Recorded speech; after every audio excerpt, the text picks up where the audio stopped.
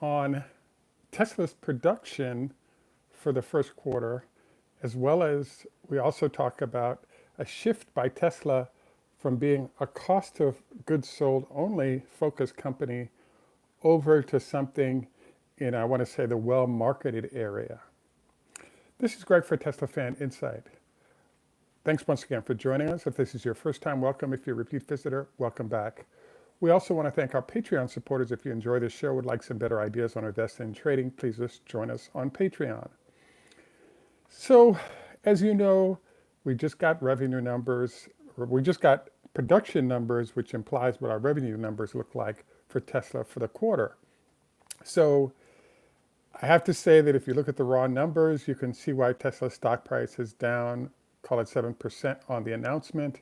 And then once we actually get the earnings in 2 or 3 weeks, it'll really flesh out how those numbers are looking. So there are a few different things I'd like to cover today. The first thing is just a review generally of the numbers. And the second thing I wanted to look at is Tesla's / Elon's strategy on the cost of goods sold side and our evolution into sort of next realms of what might occur to improve the whole situation for Tesla. So the first item is the fact that, yes, we know the numbers came in. We know production was about 450,000. We know that the revenue or the number of vehicles sold was about 380,000. So there's about 43,000 vehicles that were left over after sales. So there's no way to slice it. That is a rough turn of events. The one very small fly or item in the ointment is the fact that we've seen an 80% drop in the price of lithium. So therefore, it depends on how much of that price drop was baked into the vehicles, but it's entirely possible that profit is going to be down a lot, as is revenue, but it might be down less than anticipated and open up new opportunities that come from the lower price lithium that's now going into the vehicle. So the answer right now is there are always two answers from analysts on any information that comes. The first thing is what just happened. First and secondly is what is the forecast. Well, I think once the analysts go to the forecast angle on things as we go into earnings, my expectation is we're going to really see some more of the same of what we've seen in the last 3 quarters. Tesla set up a really nice cost of goods sold structure so that they can afford to cut prices and still make money while others are losing it. So I definitely expect us to sort of keep rolling down that pipeline. The challenge now, though, is with some of the challenges Elon is having on the Twitter side of the house, that seems to be affecting sort of customer sentiment relative to Tesla. Elon admitted that sales were down as much as 10% based on people's perception of his handling of Twitter. And I would say that that whole situation is still weighing on the company. And the only reason I think we would get a break from this is just the fact that a number of companies, including GM and others, have decided to shut down their EV production for a while. So the next question is, well, where do we go from here?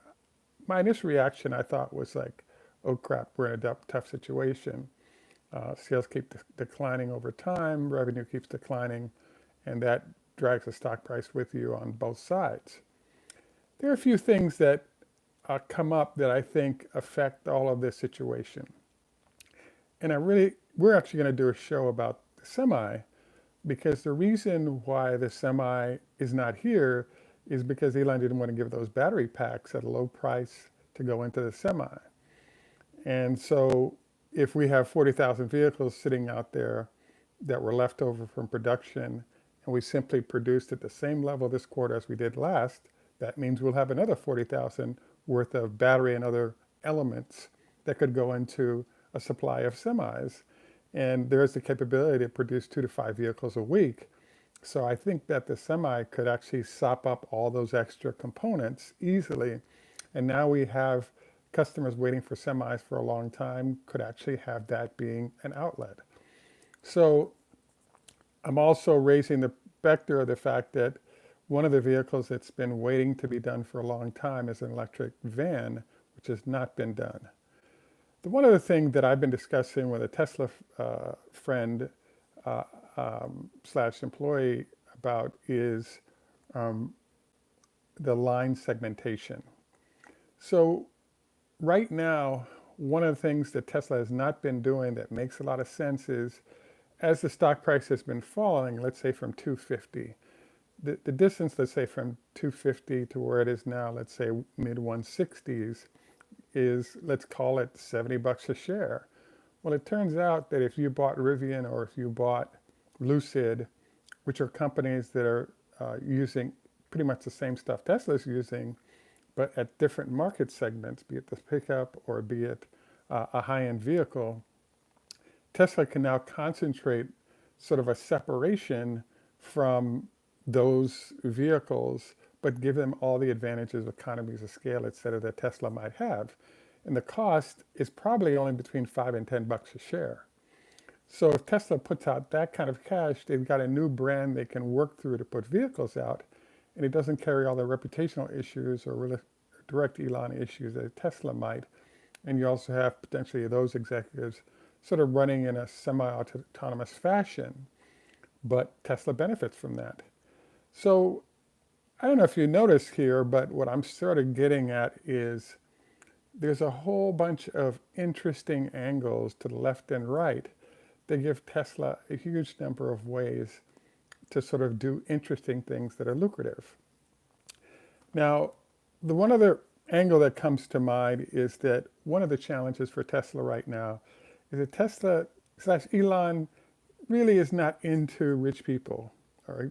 He likes rich people because he is one, but he kind of doesn't like them because it's not really his background. So he lives a very sort of middle-class-ish life, if you will. Take away the Learjet, he's in a 3-bedroom house. There are a lot of elements to this. Why am I bringing this up? Well, one of the biggest problems I've seen with Tesla is that when your average vehicle price is about 100 grand, your customer base is a very well-heeled, well-to-do customer base.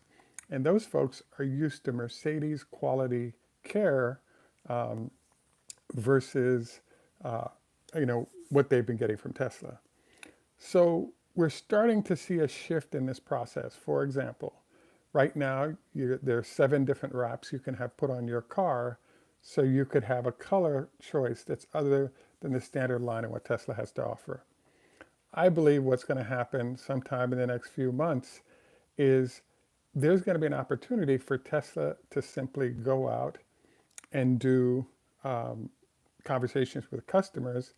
And if there's a color you like, you just pay more and they deal with the setup costs for whatever that color might be. And I believe that that's another $5,000 worth of profit add for a $1,000 item by the company. What else might we see? Well, and there are a couple of other items that are lurking out there that I think are examples of where customers might go. For example, biohazard mode. The Model Ys in the US don't have it. The Model Ys in China do. So if you're getting my drift here, what I'm saying is that there are a lot of other things Tesla can do to its vehicles that it does elsewhere that will add revenue to each vehicle being sold and are the type of things that customers would really like. The other thing that I really think is lurking out there is what I call white glove service. So the way Tesla services its customers starting, let's say on a $40,000 Model 3 all the way up to a $200,000 Plaid Model S is very similar. You go to the same service facilities, service in terms of pickups of your vehicles, different level. I just think that there's a real need right now for Tesla to tier services and perhaps build in our wealthiest enclaves in the United States, facilities consistent with a high-end Mercedes type facility and perhaps services that go with it. For example, if you have excess cars right now, why not drop off a Model 3 if you're servicing a Model S over a longer time frame? There are all these little niches of value you can add for an additional fee on a monthly or annual basis, and all of this increases revenue. Um, will they do it immediately? Well, we're starting to see early signs of that starting to occur. Will it make a difference?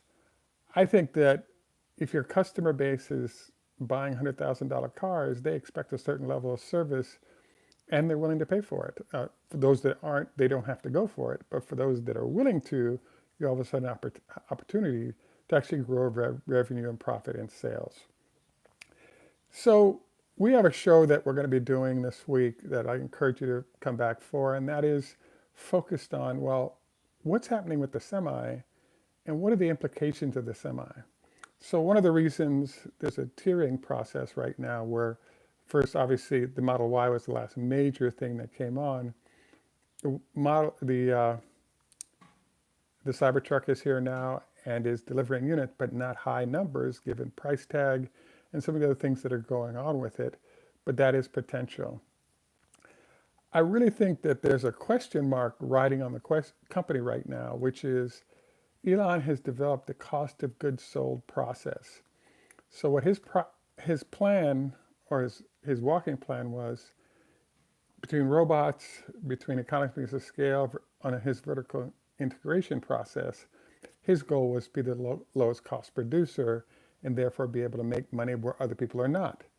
So the challenge that happened is after Tesla laid out that lowest cost producer strategy and implemented it in the marketplace, a lot of the other manufacturers, instead of losing market share, decided to lower their prices because they had so many profits from other vehicles and they would have to pay Tesla anyway, that they decided they weren't going to shy away from lowering prices to be competitive with Tesla / Elon. And now we have the problem of the fact that the Chinese have entered, at least in Europe, and likely will enter the United States, that we've just found out. And so this presents another problem because their cost of goods sold is actually lower than Tesla's. And the other issue with them is that there's a very strong focus on job creation, and they're willing to do some dumping in order to create more jobs in China for their brands. And so the whole cost of goods sold focus of the company that Tesla or Elon is using right now is sort of coming apart as the best strategy simply because their customers are willing to pay a little bit more to get the best brand in the space, A, and B, the idea of being the low-cost producer and leveraging that sort of capability to dominate the space is just not working right now.